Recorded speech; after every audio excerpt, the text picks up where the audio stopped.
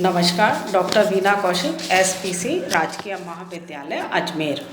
आज का मेरा टॉपिक है चालीसा, 40 गुट या इल्तुतमिश के समय बनने वाला 40 गुट, और जिसे चालीसा के नाम से जाना जाता है, और साथ में इल्तुतमिश का मूल्यांकन। तो आज अपन करेंगे जो दास वंश का प्रमुख शासक था इल्तुतमिश, जिसको कि वास्तविक संस्थापक कहा जाता है। भारत में तुर्की राज का वास्तविक संस्थापक भी उसे कहा जाता है।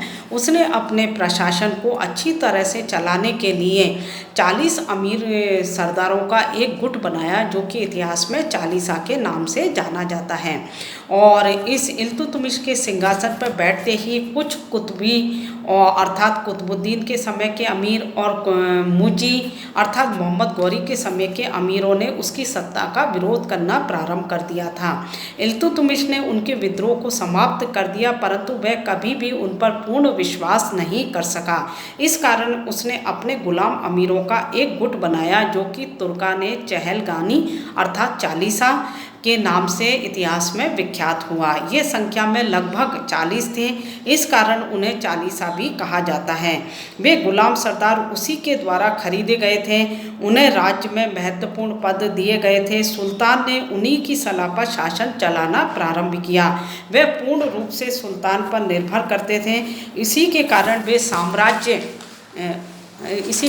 साम्राज्य में उच्च पदों पर पहुँचे। उन्हीं के सहयोग से सुल्तान ने अपने साम्राज्य में अनेक विद्रोहों को समाप्त किया, राज्य में शांति व्यवस्था स्थापित की।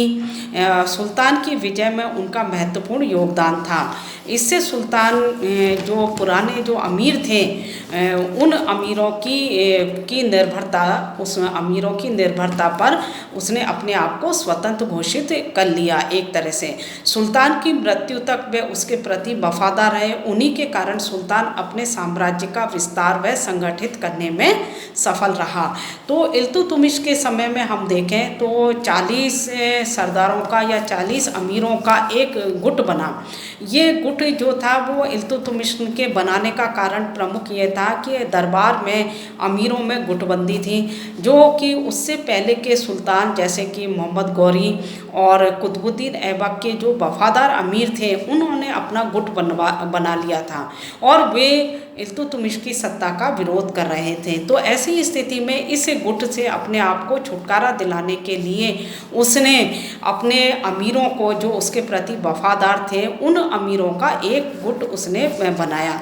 ये संख्या में लगभग 40 थे, इस कारण से इन्हें चालीसा कहा जाता है या तुर्काने चहलगानी कहा जाता है।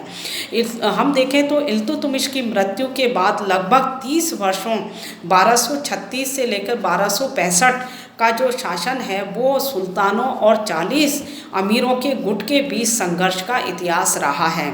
सुल्तान व 40 तुर्क अमीरों के गुट के बीच जो संघर्ष है, जो राज्य शक्ति प्राप्त करने के लिए जो संघर्ष हुआ, उसमें तुर्क अमीरों की विजय हुई अंत में। उनमें से एक अमीर बलबन ने अपने सभी साथियों के प्रभाव को नष्ट करके राज्य सत्ता स्वयं प्राप्त की और इस प्रकार से दास वंश में वो तीसरा प्रमुख सुल्तान बलबन के रूप में गद्दी पर बैठा। तो इतिहास के अंतर्गत ना केवल इल्तुतमिश ने जो ये 40 अमीरों का दल जो बनाया, उसके समय में तो हम देखें इल्तुतमिश के समय में तो बड़ा वफादार रहा, और लेकिन इल्तुतमिश की मृत्यु के बाद सुल्तानों को बनाने और बिगाड़ने, उनको सिंहासन पर बैठाने और उतारने का प्रमुख कार्य उसके द्वारा किया जाने लगा। राज्य की सत्ता उन्हीं के हाथ में आ गई और उनकी सत्ता के बिना, अमीरों की इच्छा के बिना कोई भी सुल्तान अधिक समय तक अपने पद पर नहीं बना रह सकता था। और इसी कारण से, क्योंकि खुद बलबन भी इसका एक प्रमुख सदस्य था, इसी कारण से हम देखें जब तक बलबन ने इन अमीर सरदारों को पूरी तरह से समाप्त नहीं कर दिया, तब तक वो अपनी पूरी शक्ति के साथ शासन करने में असफल रहा। इन अमीरों में प्रत्येक राज्य का उच्च अधिकारी था उसके पास अपनी सेना थी, महल थे, प्रत्येक अमीर महत्वाकांक्षी था, प्रत्येक दूसरों के साथ समानता का दावा करता था। इस कारण उनमें से कोई भी एक उस समय तक सुल्तान ना बन सका जब तक कि उसने बाकी अन्य सभी सुल्तानों को समाप्त नहीं कर सका। तो इल्तुतमिश ने इन अमीरों को राज्य में बड़े से बड़े पद दे रखे थे। उनके पास अपनी सेना थी, अपने महल थे, और वे अपने प्रांतों में हम कहें प्रांत प्रति के साथ साथ एक सुल्तान की हैसियत से ही राज्य करने लग गए थे। केवल वो इल्तुतमिश की सत्ता से ही डरते थे। उसकी मृत्यु के बाद वो एक तरह से स्वतंत्र हो गए थे और आने वाले विभिन्न सुल्तानों के लिए वो खतरा सिद्ध हुए। तुर्कानी चैलगानी का संगठन इल्तुतमिश के लिए उसकी सफलता का कारण बना, परंतु उसके कमजोर उत्तराधिकारियों के समय ये सुल्तानों को बनाने और हटाने का प्रमुख कारण बना। तो इल्तुतमिश और बलबन के बीच का जो समय है दिल्ली सल्तनत के इतिहास में, वो इन अमीरों और सुल्तानों के बीच संघर्ष का ही समय है। और इन संघर्ष के समय हम देखें तो इसमें अंत में इन्हीं में से एक अमीर बलबन की विजय होती है। उसके बाद हम देखें इल्तुतमिश का मूल्यांकन। इल्तुतमिश ने अपनी वीरता, कूटनीति के बल पर एक विशाल साम्राज्य बनाया। वह विद्वान व्यक्तियों को अपने दरबार में आश्रय प्रदान करता था। मिनाज उस सिराज उसके दरबार में था, और उसके समय में तबकाते नासरी लिखी, जो कि इल्तुतमिश के हम देखें कि कई उसमें उत्तराधिकारियों का उल्लेख है। अंत में इल्तुतमिश के पुत्र नासिरुद्दीन महमूद के समय में वो अपनी इस रचना को पूरा करके और उसको समर्पित करके जाता है। तो मिनहाज की इस रचना में इन 40 गुट और राज्य सत्ता के लिए जो संघर्ष है उसका पूरा विवरण हमें प्राप्त हो जाता है। वो उसके दरबार में ही लिखी गई। इल्तुतमिश ने स्थापत्य कला को भी प्रोत्साहन दिया। कुतुब मीनार, जो कि कुतुबुद्दीन ऐबक ने उसका निर्माण प्रारंभ किया था, परंतु पूरा उसको इल्तुतमिश ने किया।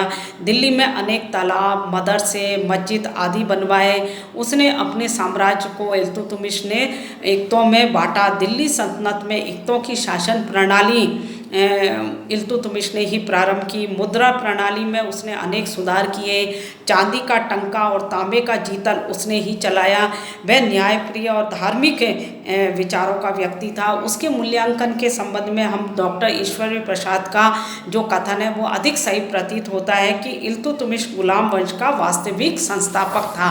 उसने ऐसे कार्य किए जिससे कि उसका जो राज्य था वो बाद में जब तक उसके पुत्र जीवित रहे, पुत्र और पुत्री, तब तक वो राज्य उसी के अधीन रहा और उस पर अन्य व्यक्ति या कोई उस पर अधिकार नहीं कर सका। तो उसने अपने साम्राज्य को अपने पुत्र और पुत्री के लिए वो छोड़ के जाता है।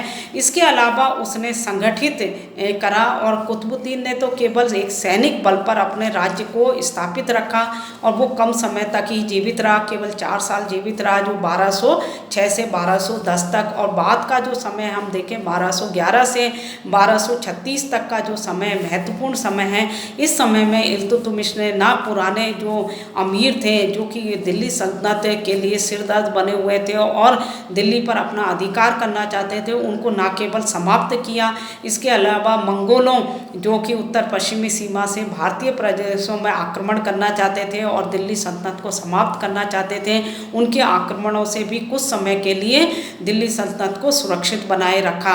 इसके अलावा उसने साम्राज्य विस्तार भी किया और उसको साम्राज्य को संगठित भी किया और विरासत में अपने परिवार के लिए और अपने पुत्र और पुत्रियों के लिए एक विशाल साम्राज्य वो छोड़ के जाता है। धन्यवाद।